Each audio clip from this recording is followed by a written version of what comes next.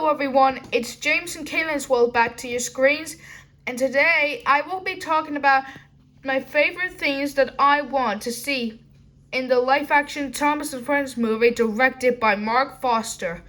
And if you don't know who Mark Foster is, he helped make World War Z, the giant zombie movie. And either for this year or next year, he is doing a Thomas movie. I heard that it will be distributed by Paramount Pictures, as I found out on Twitter. And you see, mostly before I begin something differently, you see, I want this movie to actually exist. You see,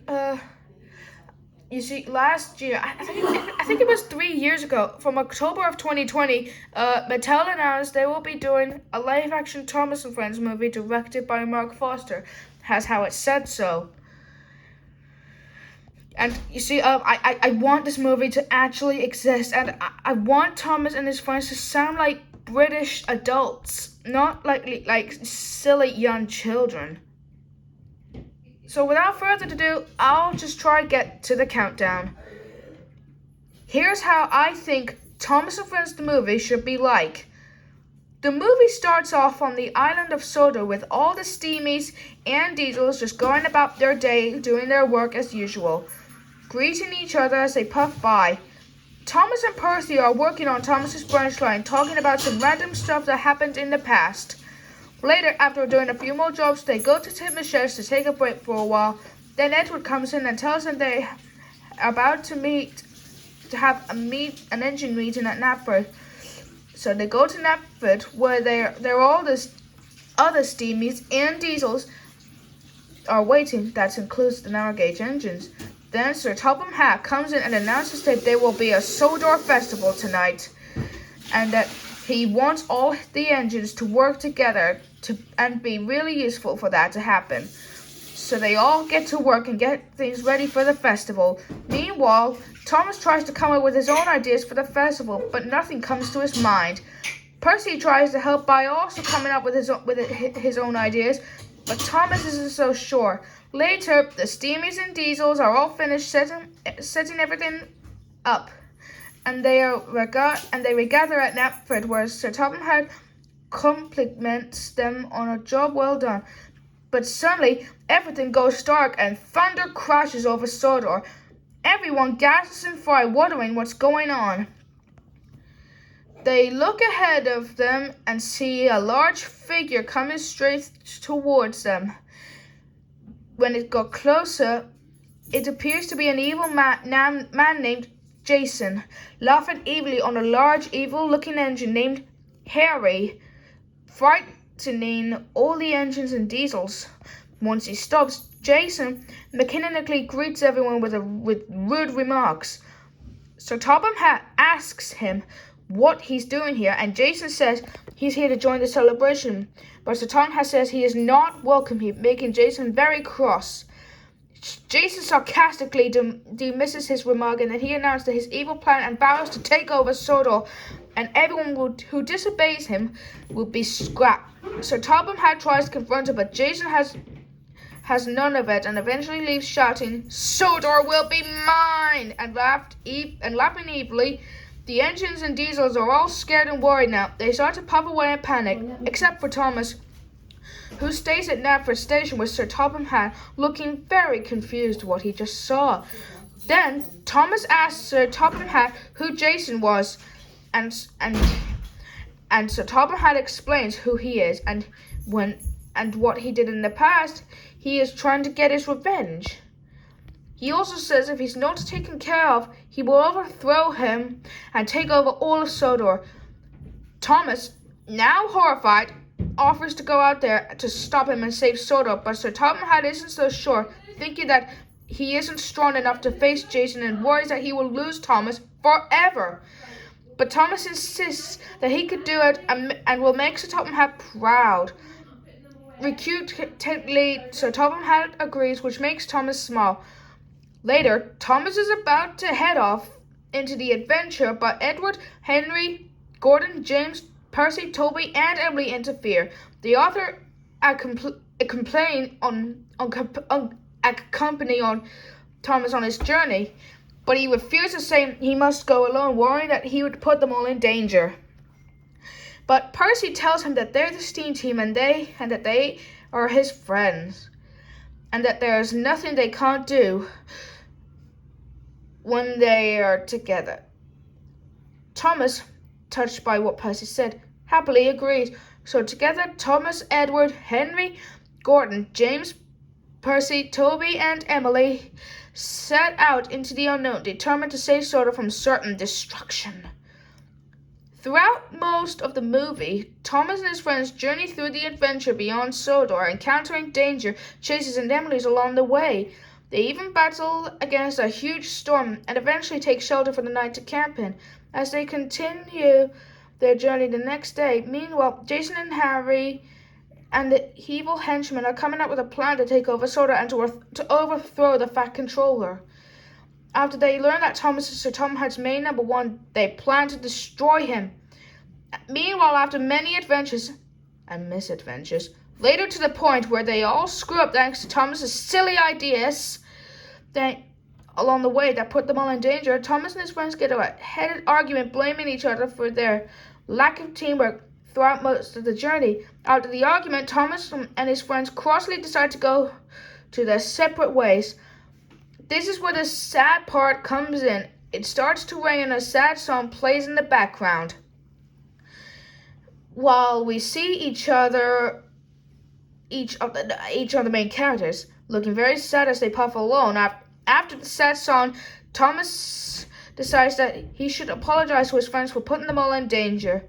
But before he could do so, he is shocked to see that they have been captured and taken captive by Jason, who has bounded and gagged. Thomas tries to confront the evil man, but Jason tells him that he is nothing but a weak, useless little tangent. Deeply offending him, he rushes laughing, and Thomas's friends screaming for help. Thomas tries to chase after Jason, but he gets away easily. Now all alone, Thomas starts to regret his actions and wishes he and his friends worked together more. But then Thomas remembers what Percy said earlier, that they're the steam team and friends, and there's nothing they can't do when they're together. So with great determination, Thomas races up to go save his friends. At Jason's lair, he plans to scrap Thomas's friends, but is interrupted when Thomas arrives.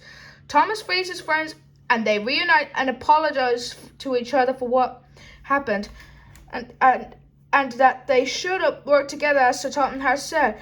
Before they explain more, Jason becomes more and more cross and leaves the lair with a bomb in tow, planning to blow up Sodor.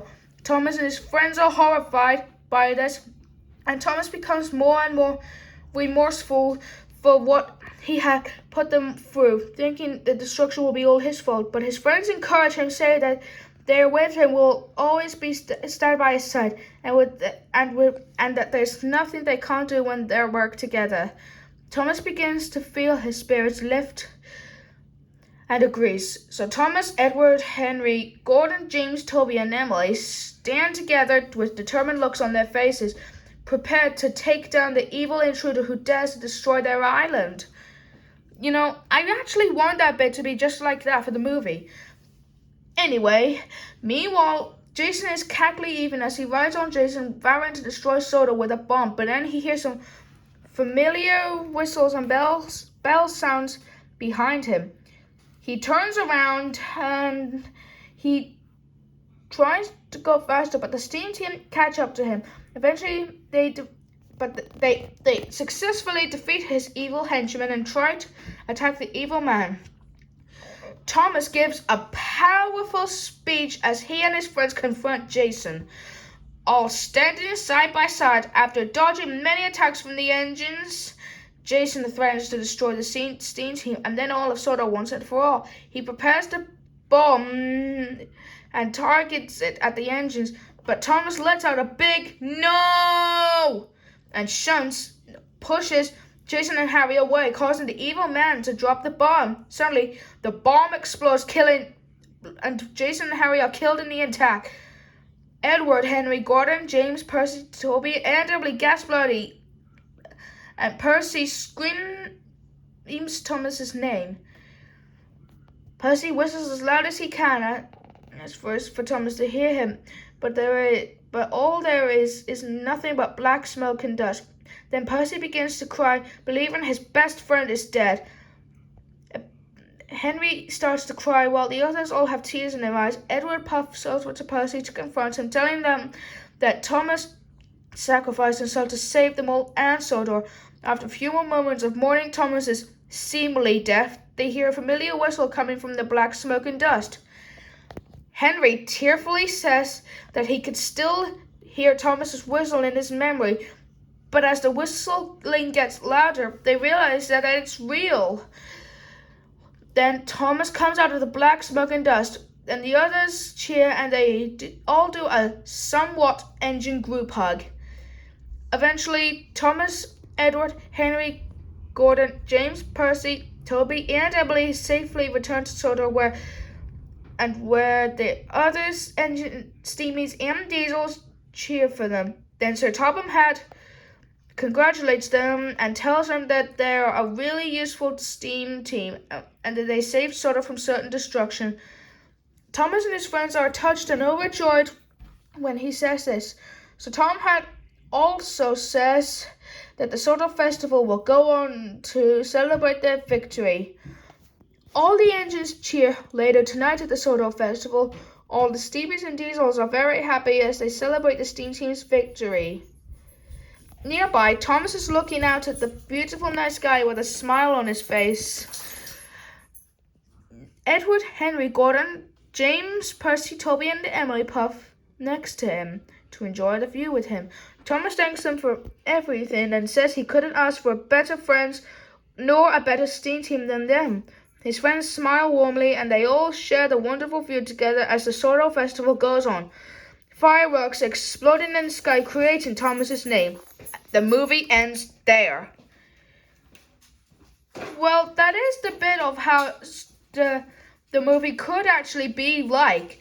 I mean, Paramount Pictures is distributing the movie, as how I found on Twitter, and that the film could hopefully be released this year or next year for 2024. And as I would know, I hope the movie will be a good callback to the franchise's Stop Touch. I even hope that the movie could actually save the franchise through its live action and CGI animation touch to the film. So that is the bit how I want from the live action Thomas and Friends movie directed by Mark Foster, and how it could have been like. I wonder if the scene is likely like that, but we'll have to find out when we watch the movie. I hope you enjoyed yourself. Me too.